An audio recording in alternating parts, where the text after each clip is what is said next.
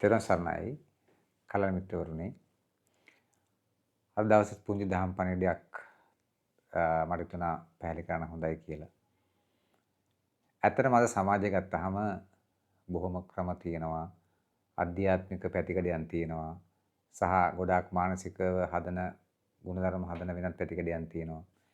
මේ අතර එක පැත්තෙන් ගත්තාම හිතෙන දෙයක් තමයි මිනිස්සු ගොඩාක් අතරමං වෙලා ඉන්නවා කියලා එකලර හිතෙනවා.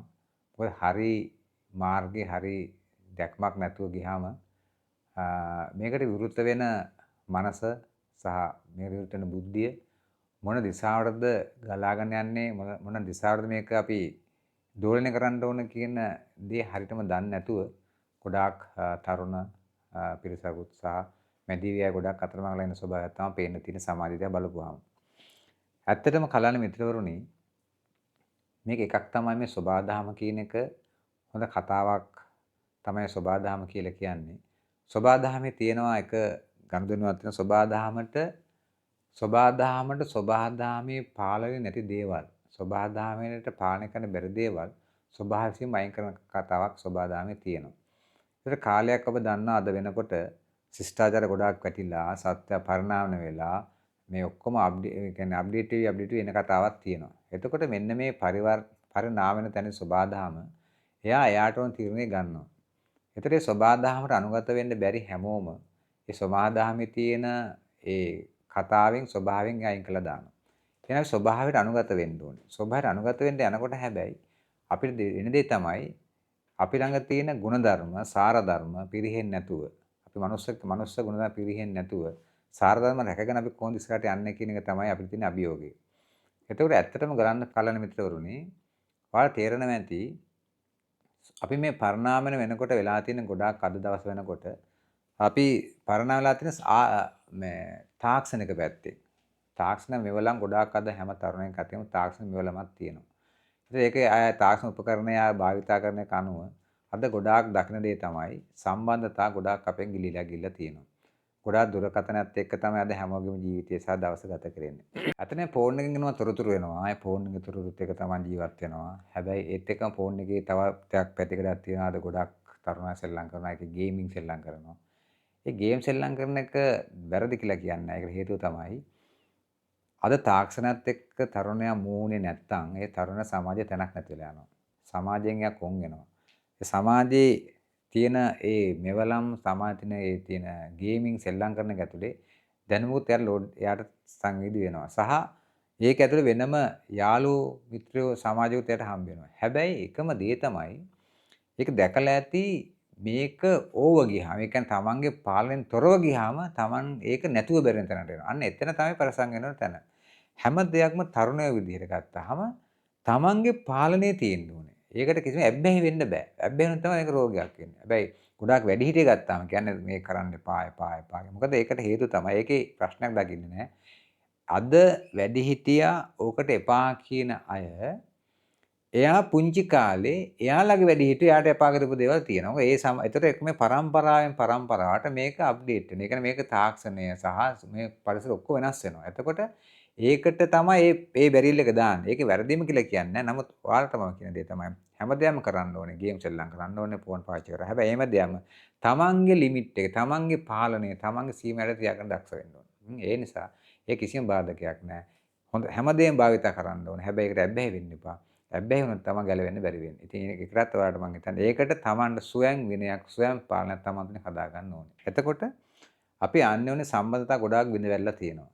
මේකේ වෙන දේ තමයි අපි ඇත්තට දන්නේම නැතුව මමත්වයේ කියන දේ. ඒ කියන්නේ තමන්ට තමන් විතරයි කියන කාරණා ගොඩාක් ස්ථිරව වැඩ කරන්න පටන් ගන්න තියෙනවා. එතකොට ලෝකේ ඉන්න තමන් විතරයි. ඒ වැඩ කරන්න ගියාම අනිත් කෙනාට මොනවා වුණත් කමන්නේ නැහැ. ඒතට එයාමට අදාළ නැහැ වගේ ඇතුලේ අපි අපේ ගමනක් තමයි අපි යන්නේ. ඉතින් එතකොට මෙතන වෙලා තියෙන එදා සමාජ අද වෙනකොට ගොඩාක් මේ බැඳීම් ගුණධර්ම කියනවා පිරීලා ගිල්ල තියෙනවා. ඒ පිරෙහෙන්නේ මොකද වෙන්නේ? සබාධම තුල සබාධම තුල හැවලීම තියෙන්නේ පරිත්‍යාගයන්. හොඳට බලන්න සබාධම තමයි අපිව ජීවත් කරවන්නේ. සබාධමෙන් තමයි අපිට හැමදේම ලැබෙන්නේ. සබාධම මේ පරිත්‍යාග කරන ඔබ තුල පරිත්‍යාගශීලී වෙන්නේ නැත්නම් අඩුමතරම ඔබේ ගුණධර්මයක්වත් ප්‍රකට වෙන්නේ නැත්නම් ඔබ තවත් මිනිසෙක් නෙවෙයි තවත් සත්වෙක් විදිහට තමයි ජීවත් වෙන්නේ. ඒත් අපි හැමෝම මනුස්ස භවයක් ගත්තා නම් මනුස්ස භාවයක් අරගත්තා නම් මනුස්ස භාවයෙන් පිරෙහෙන්නේ නැතුව, මිනිසියෙක් සත්‍යෙක් වෙන්නේ නැතුව අඩුතරේ මනුස්ස ගුණධර්ම අපි වගා කරන්න ඕනේ. ඒ සත්තා දේව මනුස්සානම් කියලා කතා කරන්නේ. ඒතර බලන්න මිනිස්සයා උසිස්ම තැන දීලා තියෙනවා. අද නැත්තේ මොනවද? අද නැත්තේ මනුස්ස ගුණධර්ම තමයි පිරීලා තියෙන්නේ. ඒ ගුණධර්ම කියන දේවල් ජීවිතයට වැද්ද ගන්න ඔබ සත්ත්ව ලෝකෙන් මිදෙනවා. සත්වයෙන් අයින් වෙලා යනවා. ඒක තමයි කියන්නේ යම්කිසි කෙනෙක් මොන හෝ සීලයක් රකින්නවා නම් නේ ඔයා සීලවන්ත වෙනවා නම් ඔබට එක ගුණධර්මයක් තියෙනවා නම් ඒතර ඔබ සත්වයෙන් මිදිලා මිනිස්යා කියන තැන ඔබ ජීවත් වෙනවා. ඉතින් මම කියන්නේ ඔයාලට ඒ නිසා ඔයගොල්ලන්ට පුළුවන් තරුණයේ විදියට ඔබ හිත දමනය කරගන්න පුළුවන් නම් තමන් හිත තමන්ට පාලනය කරගන්න පුළුවන් නම් තමන් හිත විනාඩි 5ක් 10ක් තමන් ළඟ තියන් ඉන්න පුළුවන් නම් තරුණයෙක් විදිහට තමන්ගේ ජීවිතය දිනන්න පුළුවන්. සහ වැඩිහිටි වලට පුළුවන් වෙන තමන්ගේ හිත තමන්ට ඕන විදිහට පාලනය කරගන්න පුළුවන් වෙන්න ඕනේ. මෙන්න මේකට තමයි කලන මිත්‍රනේ භාවනාව කියන එක ඇවිල්ලා තියෙන ඉස්සරහට. ඉතින් භාවනාව කරගෙන ගත්තාම භාවනාවෙන් ගොඩාක් අපෙන් දේ තමයි භාවනාවේදී අපි තේරුම් ගන්න ඕනේ තමයි භාවනා කරන්නේ අපි ඇයි කියන එක. අපි මොකටද භාවනාවක් කරන්නේ? ඇයි අපි භාවනා කරන්නේ? අතට භාවනා කරන එක සරල කාරණා ගත්තාම තමන්ට තමන්ව හසුරව ගන්න පුළුවන් නම් තමන්ගේ සිත මනස හැසිරෙන විදිහ තමන්ට දක ගන්න පුළුවන් නම් සහ මනස හැදෙන කතන්දරයට මනස හැදෙන කතාවට අහු වෙන්නේ නැතුව ඒකෙන් ගැලවිලා ඒකත් එක්ක ඉන්න පුළුවන් නම් එයාට මං හිතන්නේ ගොඩාක් දේවල් දකින්න පුළුවන් මේ දහම ඇතුලේ. මොකද දහමේ භාවනාවෙන් වෙන දේ තමයි භාවනාවෙන් ඇත්තටම අවබෝධය වෙන්නේ තමන් ගැන. තමන්ව දකින්න පුළුවන් ක්‍රමයක් තමයි මේකේ තියෙන්නේ. අපි හැමෝම ලෝකෙ දකිනවා. ෆෝන් එකක් ගත්තාම ලෝකෙ දීටි ලෝන තරම් තියෙනවා. ලෝකෙත් එක්ක ගනුදෙනු කරනවා. හැබැයි ඒක ඇතුලේ අතරමං වෙලා තියෙන කවුද? තමන්ව. තමන්ව තමන් ඇතැලා තියෙන්නේ. තමන් නැති වෙලා තියෙන නිසා තමන්ව තේරුම් අරගෙන, තමන්ව දැකගෙන, තමන්ට මොකද්ද වෙලා තියෙන තේරුම් අරගෙන ඒකෙන් මිදිලා සැනසෙන්න පුළුවන්, නිවෙන්න පුළුවන්. ඒක තමයි නියමම සතුට සැනසීම තියෙන තැන. ඉතින් ඒකට ඔයගොල්ලෝ අනිවාර්යයෙන්ම තමන් දිහා බලන්න පුරුදු වෙන්න. ෆෝන් එක දිහා බලනවා වගේ තමන් දිහා බලන්න පුරුදු වෙන්න. තමන්ගේ තොරතුරු බලන්න පුරුදු වෙන්න. තමන් ළඟ තියෙන අඩුපාඩු හදා ගන්න පුරුදු වෙන්න. එතකොට පුළුවන් නම් මේ ලෝකෙ දකින්න ලස්සන කරන්න. එහෙමනම් ඔයාලට මම කියන්නේ ඒ නිසා ඔයාලා සූදානම් වෙන්න. ඔයාලා ඒ නිසා පොඩි පුංචි භාවනා කරන්න පටන් ගන්න.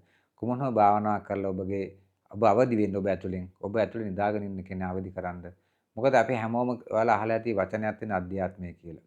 අධ්‍යාත්මය අවදි කරගන්න කියන්නේ මොකද්ද ඔය කියන්නේ? එහෙනම් ඔබේ අධ්‍යාත්මය දැන් නිදාගෙන ඉන්නවා නම් අධ්‍යාත්මයට තට්ටු කරන්න තමයි මේ භාවනාව කියන එක ඕන වෙන්නේ. අධ්‍යාත්ම එයා නිදාගෙන අවදි කරන්න. නැත්තම් මලුන් වෙන ඉඳලා තමයි අපි හැමෝම.